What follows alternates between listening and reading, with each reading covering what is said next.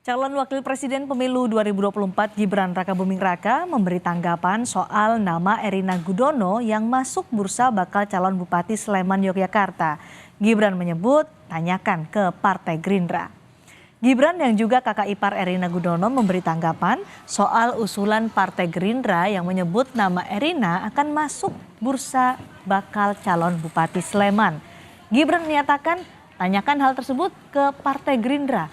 Gibran juga menyatakan tidak tahu menahu soal ini.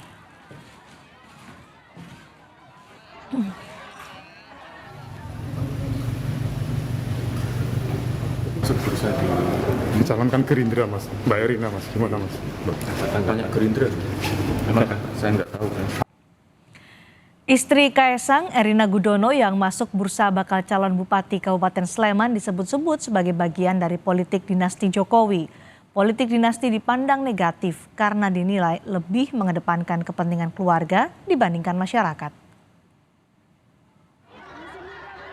Usai anak presiden maju sebagai calon wakil presiden pemilu 2024, kini giliran mantu presiden Erina Gudono masuk bursa bakal calon Bupati Kabupaten Sleman, Yogyakarta.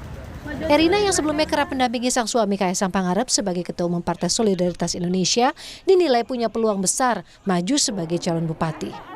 Wakil Ketua Umum Partai Gerindra Habibur Rahman menyebut Erina dipilih karena masuk jajaran tokoh perempuan dan yang terpenting keluarga Erina all out berjuang memenangkan pasangan Prabowo Gibran di Sleman. Usulan tersebut salah satunya mungkin karena memang keluarga beliau ikut all out ya berjuang memenangkan Prabowo Gibran di Sleman, juga mungkin karena memang seorang tokoh juga yang dikenal masyarakat, apalagi perempuan ya.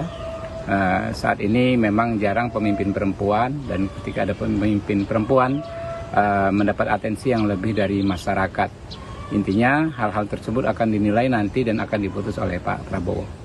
Pengamat politik Universitas Gadjah Mada, Nyarwi Ahmad menyebut usulan Gerindra memilih Erina sebagai hal yang wajar jika dikaitkan dengan dinasti politik. Gerindra punya target tentunya dengan memunculkan nama-nama yang populer, yang kira-kira punya pengaruh yang nanti sangat kuat atau punya peluang gitu ya, untuk bisa bertarung ya dibandingkan kontestan yang lain gitu.